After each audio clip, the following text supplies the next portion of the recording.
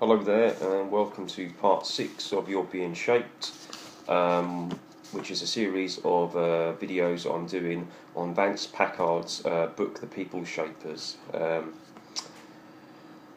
And in the last video, we were continuing with Delgado and his experiments done on animals and human beings with brain implants and things like that.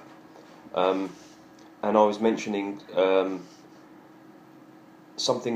term I used, targeted individuals, and I'd heard of that on the internet. And if you research the kind of things I'm into the what you term conspiracy theories, which is kind of an old word now, I think, to describe this kind of thing. I had seen a lot of people speaking out about how they were being, secretly manipulated. They were hearing voices in their heads and things like that. And there's this term, targeted individuals. That's how they describe those kinds of people. It's interesting because I'd say probably in about the 80s and onwards. Perhaps probably maybe in the 70s too, but the 80s and onwards, you had the whole alien abduction phenomena that was going on with people. And first off, before I go on with that, I think I'm open-minded that there are other energies and other entities on other planes of existence that we can't see with five senses, and I can almost sometimes I can sense that as well, but. So I'm not saying that doesn't exist and doesn't happen, but as for the whole alien abduction theory, I think it could be maybe most of it technologies that we have, that humans have,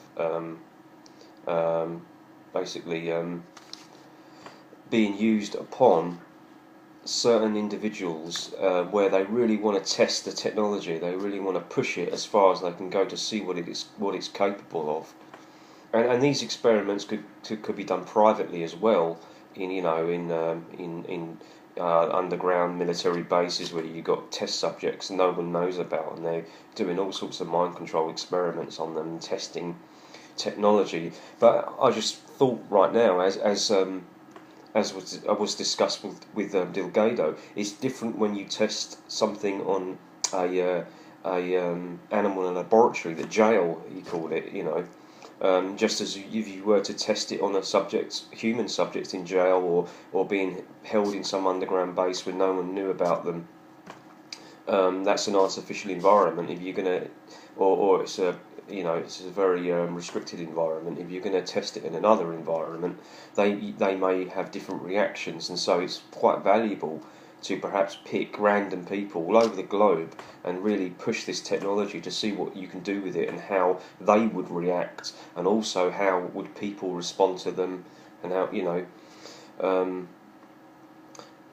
bearing that in mind, that there have been people that have heard voices in their heads. They can't sleep. They sleep about 2 hours a night. They hear high ringing tones. They have people react very strangely around them. It's like they can't seem to form any friendships. They have out of body experiences. They have. They see things. I mean, they think they're losing their mind, and some of them have. I can't recall any names, but there's so much stuff on the internet of people saying that they really do have these implants, and I think they're experiments, basically. It's interesting how when people claim to be abducted, they see the grey aliens. They come in their room and they're being lifted up, and they feel like they're going through the roof or out the window, and then the aliens say, we need some samples of your DNA, and then we're going to put a chip in you so that we can track you, so we know where you are before the your human government and then the power elite behind them keep tracking you. You want to be ahead of them, and then it's funny how these people are often rudely greeted by the military, knocking on their door, asking them dozens of questions, and interviewing them and monitoring them with the helicopters and all of that. It could be that they have already chipped them, or they via almost like radio signals, basically induce an out-of-body experience, so that they think it's an alien abduction, and then when they're out of it, they're chipped, and basically that technology is then monitored by them for the rest of their life to see what it's capable of. And it makes you wonder how many schizophrenics and people in mental hospitals maybe have been subjected to this kind of secret experiment. And another thing to consider is how, aside from that, we are all maybe being manipulated by this kind of technology. Maybe you don't need a microchip in the brain. You just need to electronically tune into people's brainwaves. You can control the various organs of the brain to make people more hypo, more aggressive, passive. You can induce a riot, or you can make people more docile when you like. How many of us are being controlled? Perhaps all of us. So that's an interesting thought. So, where were we? We were discussing turning anxiety up or down.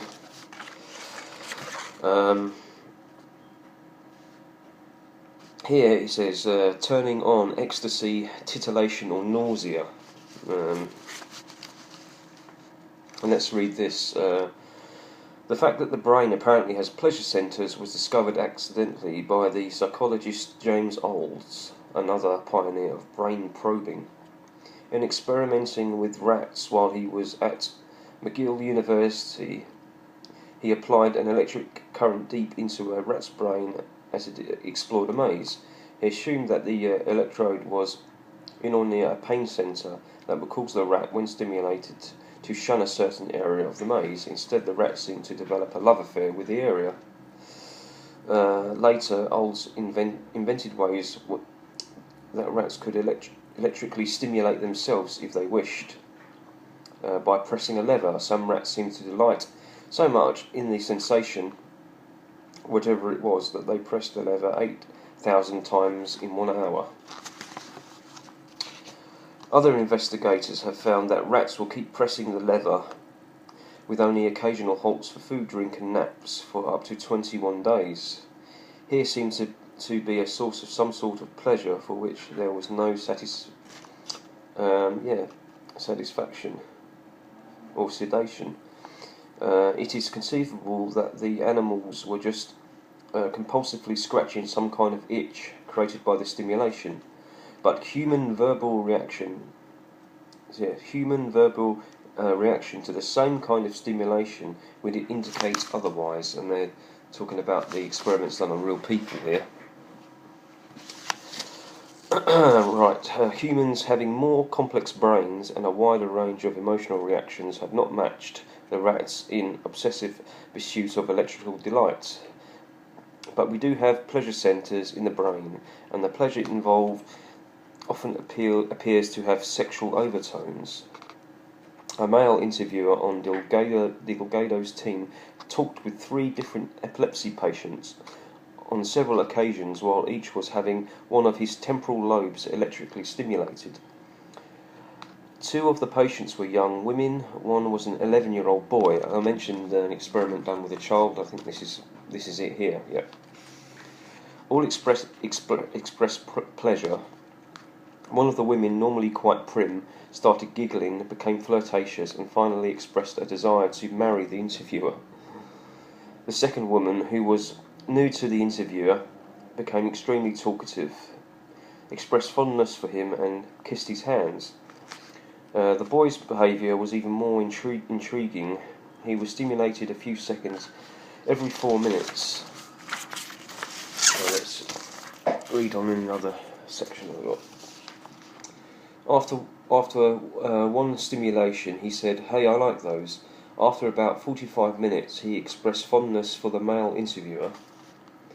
In a later interview, while being stimulated, he seemed confused about his sexual identity and discussed his desire to get married. When the interviewer asked to whom, the boy began to stammer out words and letters that ended with "you." Later, he talked about his pubic hair and said, "I was thinking if I was a boy or a girl, which I'd like to be." Following another stimulation, he said with pleasure, "You're doing it. I'd like to be a girl."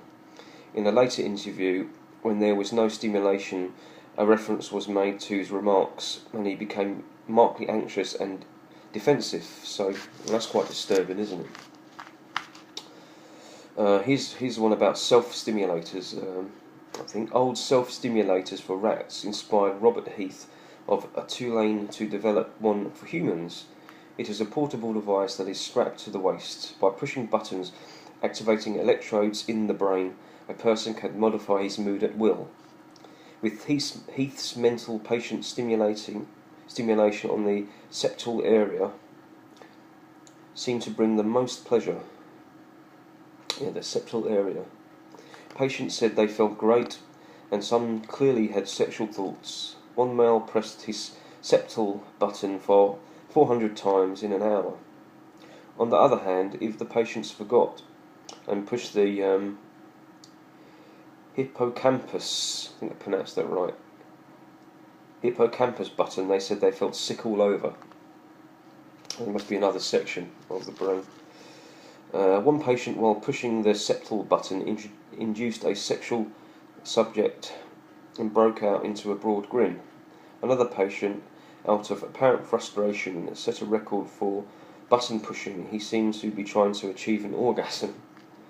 Heath found that certain chemicals funneled into the septal area likewise produced signs of intense pleasure.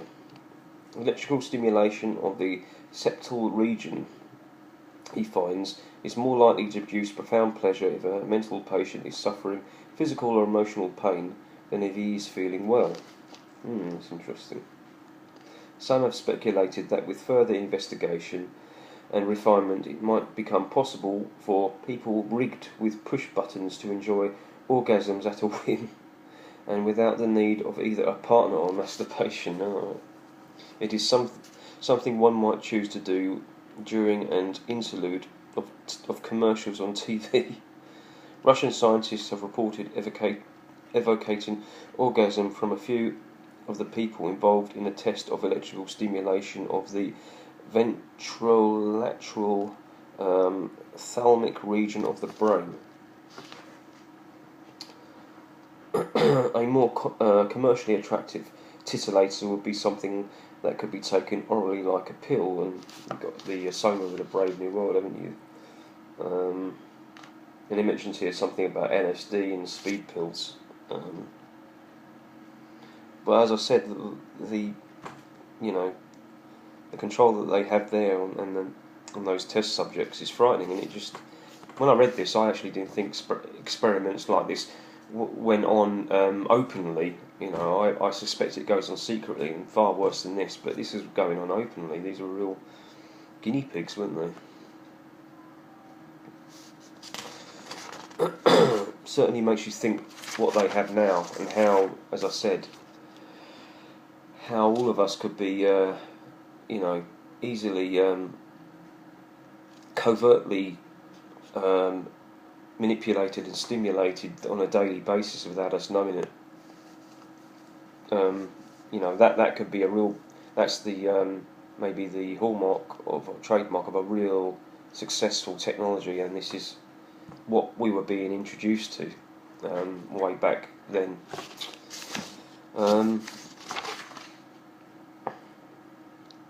I think we have here more experiments on monkeys, but I think time's running out, so we'll talk about that in part 7.